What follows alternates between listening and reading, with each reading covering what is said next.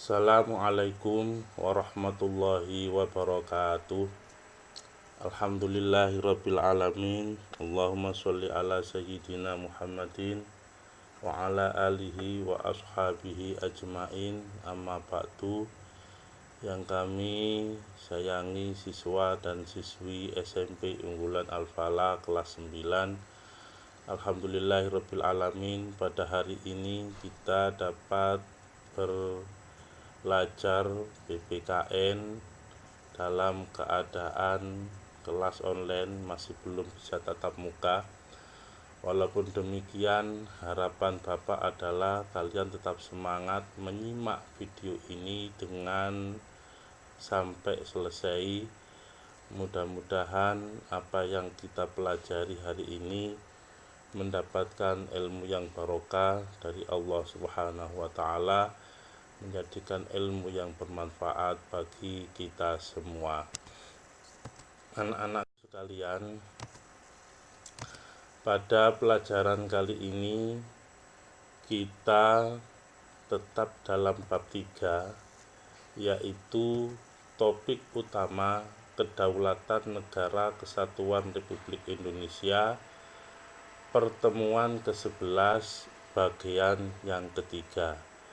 Sebelum pelajaran ini kita mulai, terlebih dahulu kita berdoa kepada Allah Subhanahu wa Ta'ala untuk memulai segala aktivitas, memohon kepada Allah Subhanahu wa Ta'ala agar pelajaran pada pagi hari ini dimudahkan oleh Allah Subhanahu wa Ta'ala dan anak-anakku sekalian mendapatkan ilmu yang bermanfaat dan menjadi orang-orang yang bermanfaat. Ala hadhihi wa kullu niyati sholih. Al-Fatihah. A'udzubillahi minasyaitonir rajim. Bismillahirrahmanirrahim. Alhamdulillahirabbil alamin, arrahmanir rahim, maliki yaumiddin. Iyyaka na'budu wa iyyaka nasta'in. Ihdinas siratal mustaqim, siratal ladzina an'amta 'alaihim ghairil maghdubi 'alaihim waladdallin. Amin. Dalam bab 3 ini sampailah kita pada poin B, yaitu bentuk dan prinsip kedaulatan negara kesatuan Republik Indonesia. Kita ketahui bahwa negara Indonesia adalah negara yang berdasarkan atas kedaulatan rakyat. Negara Indonesia menganut kedaulatan rakyat. Hal ini ditegaskan oleh Undang-Undang Dasar Negara Republik Indonesia tahun 1945, yaitu dalam pembukaan Undang-Undang Dasar Negara Republik Indonesia tahun 45, alinea keempat yang berbunyi, maka disusunlah kemerdekaan kebangsaan Indonesia itu dalam suatu Undang-Undang Dasar Negara Indonesia yang berbentuk dalam suatu susunan negara Republik Indonesia yang berkedaulatan rakyat. Yang kedua adalah Pasal 1 Ayat 2 Undang-Undang Dasar Negara Republik Indonesia tahun 1945 menegaskan kedaulatan di tangan rakyat dan dilaksanakan menurut Undang-Undang Dasar. Dengan demikian, bentuk negara Republik Indonesia yang berdasarkan atas kedaulatan rakyat ini telah terdapat pada pembukaan Undang-Undang Dasar 45 dan Pasal 1 Ayat 2 Undang-Undang Negara Republik Indonesia. Dengan demikian, pelaksanaan kedaulatan rakyat ditentukan oleh Undang-Undang Dasar Negara Republik Indonesia. Bentuk dan prinsip kedaulatan negara kesatuan Republik Indonesia. Selain menganut teori kedaulatan rakyat, negara Republik Indonesia juga menganut kedaulatan hukum yang sesuai dengan Undang-Undang Negara Republik Indonesia tahun 1945. Pasal 1 ayat 3 Undang-Undang Dasar Negara Republik Indonesia tahun 1945 mengatakan negara Indonesia adalah negara hukum. Pasal 27 ayat 1 Undang-Undang Dasar Negara Republik Indonesia tahun 1945 juga mengatakan segala warga negara bersamaan kedudukannya di dalam hukum dan pemerintahan dan wajib menjunjung hukum dan pemerintahan itu dengan tidak ada kecualiannya. Berdasarkan kedua pasal ini menegaskan bahwa pelaksanaan kedaulatan rakyat oleh lembaga negara sesuai dengan Undang-Undang Dasar Negara Republik Indonesia tahun 1945.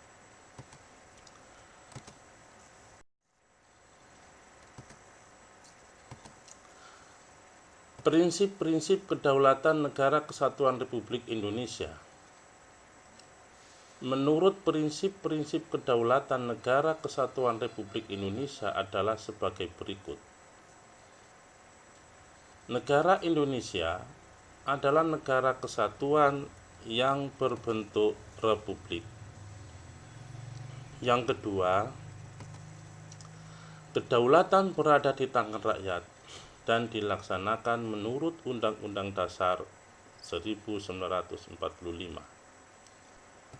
Yang ketiga, negara Indonesia adalah negara hukum. Yang keempat, Presiden tidak dapat membekukan dan atau membubarkan Dewan Perwakilan Rakyat atau DPR. 5. Menteri-menteri diangkat dan diberhentikan oleh Presiden. Yang keenam, MPR hanya dapat memberhentikan Presiden dan atau Wakil Presiden dalam masa jabatannya menurut Undang-Undang Dasar. Anak-anakku sekalian, menurut prinsip negara kedaulatan yang ada di negara kita ini, yang jumlahnya ada 6 ini, adalah secara berurutan negara Indonesia ditegaskan sebagai negara kesatuan yang berbentuk republik.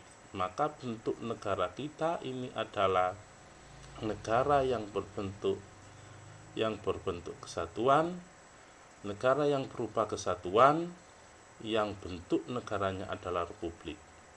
Bukan negara monarki, bukan bentuk negaranya kerajaan, tetapi berbentuk republik yang dipimpin oleh seorang presiden.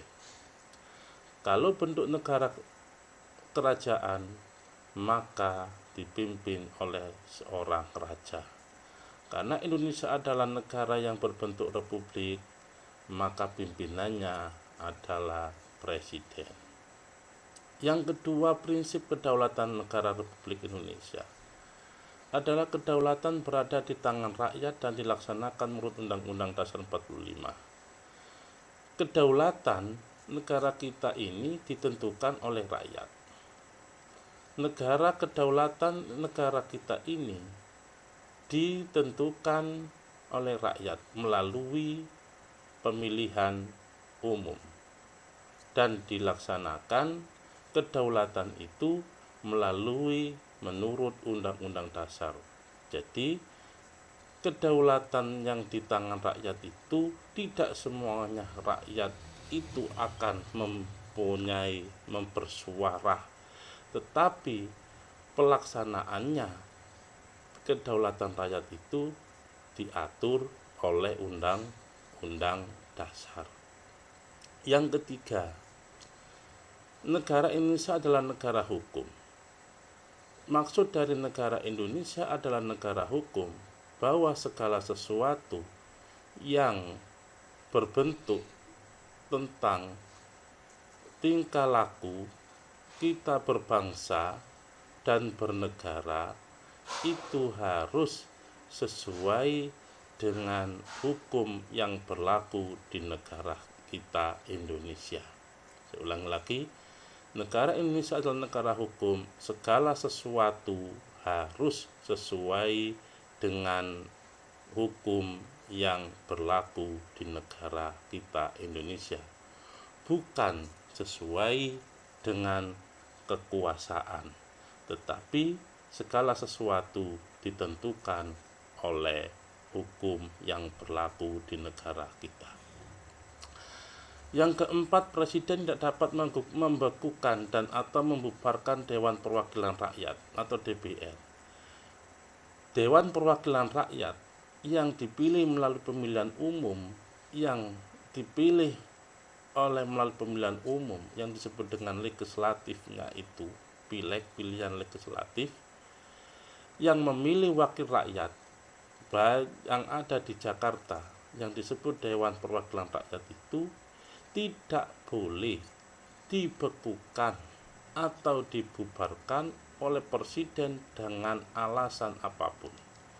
Dengan bahasa singkatnya, Dewan Perwakilan Rakyat atau DPR tidak bisa dibekukan atau dibubarkan oleh presiden. Presiden tidak dapat membekukan dan membubarkan perwakilan rakyat. Presiden tidak dapat membekukan atau membubarkan Dewan Perwakilan Rakyat atau yang disebut dengan DPR. Yang nomor 5, menteri-menteri diangkat dan diberhentikan oleh presiden.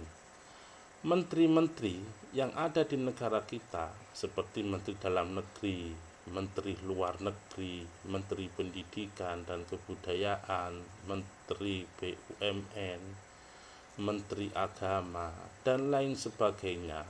Menteri-menteri itu telah diangkat oleh presiden. Dan nanti pun kalau pemberhentiannya pun juga oleh presiden. Artinya menteri-menteri yang saya sebutkan sebagian tadi itu adalah diangkat oleh presiden dan nanti juga diberhentikan oleh presiden.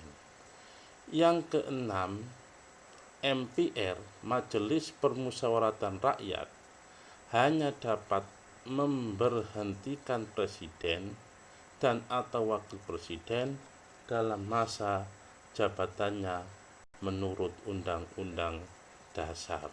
Itulah prinsip-prinsip kedaulatan negara Republik Indonesia. Selanjutnya, anak-anakku, prinsip negara kedaulatan rakyat memiliki hubungan yang erat dengan makna demokrasi. Makna demokrasi berasal dari kata demos dan kreaten. Demos yang artinya rakyat dan kreaten yang mempunyai arti pemerintahan. Secara harfiah, makna demokrasi tadi itu mempunyai pengertian pemerintahan rakyat. Saya ulangi lagi, demokrasi secara harfiah memiliki pengertian pemerintahan rakyat. Jadi demokrasi itu bisa diartikan sebagai pemerintahan rakyat. Sehingga menurut Abraham Lincoln, berartikan demokrasi sebagai pemerintahan dari rakyat, oleh rakyat, dan untuk rakyat. Menurut Abraham Lincoln, mengertikan demokrasi sebagai pemerintahan dari rakyat. Pemerintahan diambilkan dari rakyat itu sendiri dan digunakan oleh rakyat dan diperuntukkan untuk rakyat. Itulah makna demokrasi menurut Abraham Lincoln. Menurut Budi Harjo, pada tahun 2003 mengemukakan sejumlah syarat dasar untuk terselenggaranya pemerintah yang demokrasi di bawah rule of law atau yang disebut dengan supremasi hukum, atau yang bahasa mudahnya dikatakan sesuai dengan hukum yang berlaku. Demokrasi sesuai rule of law sebagai berikut. 1. Perlindungan konstitusional. Yang kedua, badan kehakiman yang bebas, tidak memihak. Yang ketiga, pemilihan umum yang bebas. Yang keempat, kebebasan untuk menyatakan pendapat. Yang kelima, kebebasan untuk berserikat, berorganisasi, dan beroposisi. Yang keenam, pendidikan kewarganegaraan. Menurut Budi Harjo ini, bahwa demokrasi yang di bawah rule of law, yang sesuai dengan hukum yang berlaku, maka negara itu harus sesuai dengan